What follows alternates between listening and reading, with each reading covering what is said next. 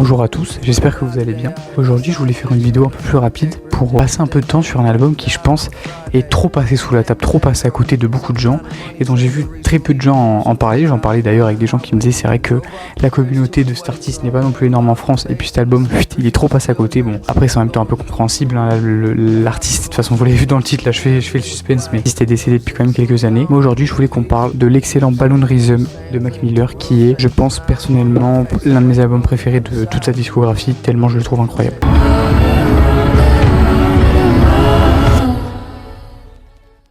Donc Balloon Rhythm qui est le 7ème album studio de Mac Miller à sortir et qui est tout simplement incroyable. Bon ça par contre tout de suite c'est un truc que je vais répéter de nombreuses fois. Il est tout simplement incroyable. Mais il y a une chose qui est importante à savoir, c'est que ce n'est pas un album posthume au sens du l'artiste était mort et on a repris des remixes, des choses qu'il n'avait pas enregistrées, on a fait une petite mixture et on a pendu un caca comme beaucoup d'albums posthumes le sont trop malheureusement. Balloon Rhythm non c'est plutôt un lost album on va dire puisque c'est un album qui a été produit et enregistré bien des années avant sa vraie sortie mais qui était plus connu par les fans un peu underground et qui n'était jamais vraiment sorti en fait pour plusieurs raisons qu'on va voir de toute façon. Mac Miller enregistre Balloon Rhythm donc un peu avant son enregistrement et un peu avant la sortie de Faces, donc aux alentours de 2014, donc c'est vraiment une période majeure dans la carrière de Mac Miller parce que c'est vraiment un moment où il passe d'un rap un peu plus donc j'ai trouvé le terme frat party, vous m'excuserez c'est un terme que je connaissais pas mais voilà vraiment super un peu joyeux etc pour un côté un peu plus mélancolique, un peu plus expérimental, c'est ce qui va marquer le son de Mac Miller durant ces années là en tout cas, donc avec Watching Movie with the Sound of Faces comme je le disais etc, et donc cet album a été un peu enregistré entre les deux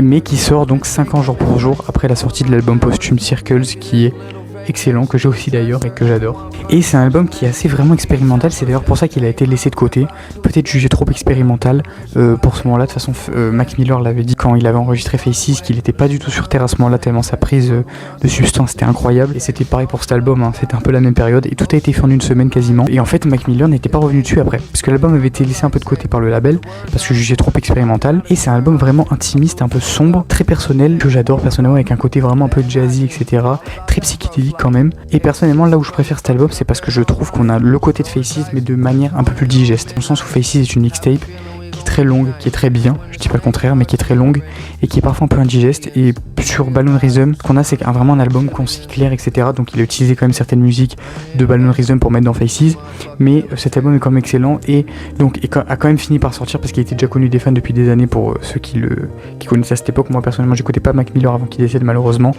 j'étais un peu jeune et j'étais pas encore un peu trop dans ce truc là, et c'est quand même un album qui avait une vraie importance pour Mac Miller. En fait il voulait vraiment le sortir cet album, même s'il était pas revenu dessus, ils ont fini par le sortir parce qu'il en parlait souvent il disait tiens si je sortais Balloon Rhythm etc. En plus c'est lui-même qui a commandé donc la cover qui est personnellement magnifique, je trouve que c'est la plus belle cover de Mac Miller, je suis fan de l'art, donc là je vous regarde pas dans les yeux parce que je regarde mon retour caméra, je le trouve excellent. D'ailleurs n'hésitez pas à me dire si la caméra est mieux que d'habitude ou pas, parce que là je me filme en mode selfie alors que d'habitude je filme avec la caméra arrière de mon tel.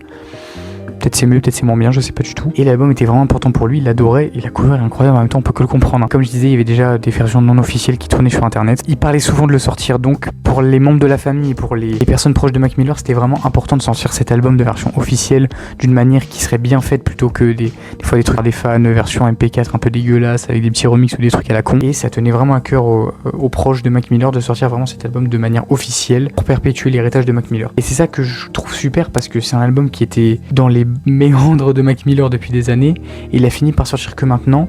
Mais là où c'est excellent, c'est qu'en fait on a l'impression que cet album était fait pour sortir après sa mort. Déjà il y a un côté très jazzy, mais pas jazzy de façon habituelle dans le rap comme on pourrait avoir un peu des instruments avant ou des percussions etc, enfin des petits trucs comme ça spécifiques au jazz. Non là c'est vraiment jazzy d'un côté vraiment différent, avec des drums qui sont samplés, des paysages un peu lourds, c'est pour ça que je dis que l'album est un peu psychédélique, un peu en fait même dans les lyrics etc, il y a un peu cette ambiance du rêve éveillé, psychédélique, vraiment un peu côté limite drogue quoi, on a vraiment l'impression d'être sur un trip avec lui, mais aussi qu'il parle de mort dans cet album, et c'est pour ça que je dis c'est vraiment l'album posthume, je le disais dans mon TikTok, l'album posthume le plus posthume que j'ai écouté, bon même s'il y avait aussi David Bowie par exemple, mais c'est vrai que c'est vraiment le mot quoi, genre on a vraiment l'impression que l'album était fait pour sortir après sa mort. Et il n'y a pas vraiment de hit un peu funky qui bouge, etc., comme on pouvait avoir sur certains morceaux de Good AM ou sur plein d'autres morceaux de Mac Miller.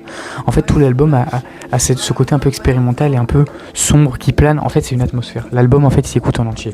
On va pas prendre un titre au hasard, Funny Papers, même si bien évidemment il est excellent, c'est pas ça que je suis en train de vous dire. Mais c'est qu'en fait, l'album il s'écoute dans son entièreté. Vous allez me dire comme tous les albums, mais c'est vrai que particulièrement celui-ci, parce qu'il y a une vraie continuité et je trouve que cet album c'est du génie. En fait cet album pour moi ça fait partie de ces choses que j'écoute et que je me dis mais putain c'est du génie, comment un être humain peut pondre ça. Alors peut-être vous allez dire j'abuse, c'est peut-être pas le meilleur de Mac Miller, mais en fait cet album il me touche tellement, je trouve ça incroyable, il y a une atmosphère de ouf. C'est un album qui est tellement cohérent, là où je trouve que Faces, bon après c'est une mixtape, vous m'allez dire les attentes sont pas les mêmes, mais je trouve que c'est tellement cohérent, je trouve que c'est tellement incroyable. Et Mac Miller, je le dis comme je disais, il parle beaucoup de la mort dans cet album, que ce soit sur le morceau Tomorrow We'll Never Know, aussi les thèmes du suicide, etc. Enfin c'est vraiment un album qui est très particulier et qui en fait est malheureusement limite une prémonition de ce qui lui arrivera. Enfin par exemple il y a des personnes qui disaient sur le morceau Funny Papers, à un moment il dit ouais je savais pas que quelqu'un pouvait mourir un vendredi. Malheureusement c'est ce qui lui arrivera aussi, il y a un peu ce truc du suicide, de la prise de drogue extrême et de la mort, c'est malheureusement ce qui lui arrivera aussi. Donc on a vraiment l'impression que cet album en fait c'était un peu un testament de ce qu'il avait au plus profond de lui, pas un testament mais des choses qu'il avait au plus profond de lui, qu'il avait envie de sortir et qui sont sorties sous ce format incroyable quoi. Moi c'est ça qui me touche vraiment avec cet album et je voulais vraiment faire une vidéo longue dessus parce que je trouve qu'il est pas assez mis en avant et pas assez parlé. Et puis en fait de base de toute façon je voulais faire une vidéo sur Mac Miller, mais c'est vrai que Seb de musique etc, vous le connaissez, avait déjà sorti une vidéo sur Mac Miller il y a très peu de temps et qui en plus est excellente. Et j'ai rien à rajouter dessus honnêtement, la vidéo je la trouve parfaite. Balloon Rhythm, il en a pas parlé, il était pas sorti à ce moment là, enfin même si l'album existait déjà, c'est vrai qu'il en a pas trop parlé, même pas du tout je crois. Je voulais vraiment qu'on parle de ça en détail. D'ailleurs il y a aussi quelques collaborations, enfin très peu d'ailleurs, mais quelques-unes. Il y en a une donc avec Delusional Thomas, donc qui est son alter ego, donc un autre artiste fait par Mac Miller. D'ailleurs c'est là où je reviens aussi, Mac Miller est un génie, mais c'est un peu comme MF Doom etc, ou deux artistes, il a énormément d'entités artistiques différentes, donc il produisait de la musique sous divers noms, dont un où il faisait aussi du jazz, enfin c'est assez excellent, et du Delusional Thomas, donc il faisait un peu des prods expérimentales et il rappait aussi un peu dessus. Personnellement c'est vraiment pas mon son préféré de l'album, celui avec Delusional Thomas, même je vais dire que je l'aime pas, mais c'est vrai qu'il y a quand même ce côté incroyable et c'est là où je trouve que c'est un artiste de ouf, parce qu'il est capable de tout faire. Et aussi, il a donné sa chance à une époque à SZA, donc elle explique dans un tweet où il disait merci à Mac Miller de m'avoir donné ma chance à une époque où c'était plus compliqué pour moi. Alors maintenant SZA, tout le monde la connaît, artiste de R&B pop incroyable, et c'est vrai qu'il lui a donné en plus l'intro de son son, enfin pas l'intro directement parce qu'avant il y a Tambourine Dream, mais vous avez compris que c'est une intro uniquement musicale. En tout cas l'intro chantée c'est donné à SZA et c'est assez excellent quoi, et c'est vraiment dire la bonté du mec et puis surtout qu'il a su lire et su trouver le talent de SZA avant certaines personnes. Et donc il y a un film qui sort avec cet album, que j'ai pas encore vu, désolé, mais je vais quand même en parler, et qui sort donc le même jour de la sortie de l'album sur Amazon, et voilà, qui est un peu un film de ce que j'ai pu trouver un peu expérimental d'artistes. De toute façon les artistes aiment bien faire ce genre de choses, qu'on a vu chez The Weeknd par exemple ou les Daft Punk. Voilà, je suis pas en train de dire que c'est nul, mais c'est particulier quand même. Et donc qui raconte l'histoire de jeunes adolescents qui changent de dimension après un son d'un orgue etc, et qui doivent traverser le mou du temps, le passage dans l'âge adulte etc. Et de toute façon c'est un peu aussi un sujet qu'on retrouve dans Excelsior de l'album, voilà, qui parle un peu de ça. C'est tout à fait excellent d'ailleurs, j'adore quand les artistes sortent un film, un album, c'est ce que j'ai jamais pris le temps de me poser dessus. Mais même si l'album a un côté un peu mélancolique et personnel, et que je parlais là, vous allez vous dire ouais c'est un album grave s'ennuyer en l'écoutant parce que c'est la drogue, l'amour etc, ça n'en reste pas moins un album qui a, je trouve, une vibe quand même un peu joyeuse, mais joyeuse dans le sens on est posé, où on se sent bien en fait quand on écoute ça. Que ce soit Funny Papers par exemple qui parle de la mort mais aussi de la vie, avec voilà, quelqu'un est né, je l'ai vu dans les Funny Papers etc. Et c'est quand même ça qui est bien. Et ça rejoint un peu quelque chose que disait Kendrick Lamar peu après sa mort. Peu importe ce qu'il traversait, il te faisait pas le plaindre, il faisait pas genre qu'il se plaignait, il gardait toujours le sourire parce qu'il voulait que tu souris aussi. Et donc Balloon Rhythm confirme que la musique, même dans sa phase la plus sombre chez Mac Miller, respire quand même un peu d'espoir, de joie et aussi de soutien. Et il parlera aussi de sa guerre contre l'addiction, etc. Chose qu'il parlera vraiment plus tard dans Swimming et aussi Circles, etc. De toute façon vous connaissez je pense. Enfin à part si vous ne connaissez pas Mac Miller, je ne peux que vous encourager à l'écouter. Et donc l'album, comme je le disais, sort le 17 janvier 2025. Personnellement je l'ai écouté dès qu'il est sorti et j'ai adoré. Pendant un mois j'ai écouté que ça, que cet album. parce qu'il était fou. Et il est sorti 2 jours avant ce qui aurait été son 33e anniversaire. Et donc Mac Miller, personnellement, comme j'ai fait une vidéo sur Nujabes la semaine dernière, enfin si je l'ai sorti dans le bon ordre, où j'expliquais que Nujabes avec Mac Miller, c'était vraiment les 2 seuls artistes où j'ai le seum en fait qu'ils soient décédés, limite. Genre vraiment, je me dis putain, j'aurais vraiment kiffé vivre en direct, entre guillemets, une sortie de Mac Miller, un album, etc. parce que je kiffe. Et bien évidemment que j'ai été né quand Mac Miller était encore en vie, mais j'étais trop jeune pour écouter. Et ça, c'était incroyable. Et même si du coup j'écoutais Mac Miller quand c'est sorti, bah il était déjà plus là. Et c'est vraiment un artiste dont j'ai vraiment le seum. Et quand je me pose et que j'écoute sa musique, ça me touche tellement que je me dis putain, ça me saoule en fait qu'il soit plus là, malheureusement. Genre c'est vraiment relou. Donc démarre à la 3e place du Billboard 200 aux États-Unis avec 81 000 unités, équivalent album, donc 41 000 ventes pures. C'est son 8e album dans le top 10 américain. Ce qui est assez excellent dans cet album en plus, c'est que Mac Miller fait aussi pas mal ses productions en fait, et c'est ça qui est fou. Comme je disais, quasiment tout fait en une semaine.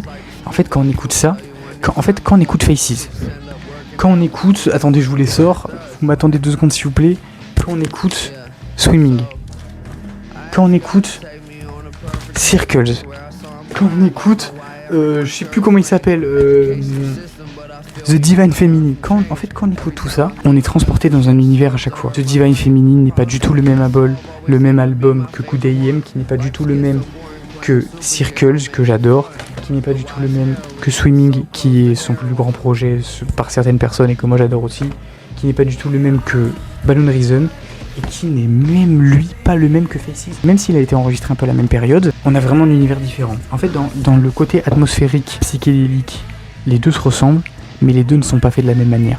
Et c'est ça qui prouve le génie de Mac Miller. C'est qu'il est tellement capable de se réinventer, tellement capable... C'est pour ça qu'en fait, là je fais une petite aparté, mais ça me saoule quand on voit des artistes qui font toujours la même chose, et qu'après quand on leur dit ouais mais ton artiste il sort toujours la même chose, les gens vont dire bah ouais c'est sa marque de fabrique quoi, c'est logique, moi je l'écoute parce que j'aime bien ce style là donc j'ai envie qu'il fasse ça. Mais non en fait, là je peux vous sortir des Kanye West, des Kendrick Lamar, ou ben là on parle de Mac Miller qui à chaque fois sont un album qui nous prennent à contre-pied. Et c'est ça que je trouve excellent et c'est pour ça que je trouve que c'est un artiste de ouf personnellement, qui me touche énormément. Donc voilà, peut-être que je ferai des vidéos plus longues sur d'autres albums de Mac Miller, sur d'autres albums de peu importe qui si ça potentiellement vous intéressait. Mais en tout cas pour conclure un peu, voilà, c'était une vidéo vraiment un peu plus rapide que d'habitude parce que bah voilà, je voulais vraiment parler de cet artiste qui me touche énormément, surtout de cet album que je trouve assez excellent. En plus je vais le redire une dernière fois, mais la cover est vraiment magnifique, je devrais l'afficher quelque part mais malheureusement je vais avec ma copine et elle veut pas que je le mette parce qu'elle trouve ça un peu bizarre. N'hésitez pas à me dire si vous avez bien aimé la vidéo, nous on se retrouve certainement ce week-end ou un truc comme ça, enfin je sais pas quand je sortirai la vidéo. Et puis voilà quoi, n'hésitez pas à me dire si vous avez aimé, si vous avez pas aimé aussi, n'hésitez pas à me le dire. Et n'hésitez pas à vous abonner, à aimer la vidéo. Et puis voilà, quoi, on se retrouve bientôt et ciao.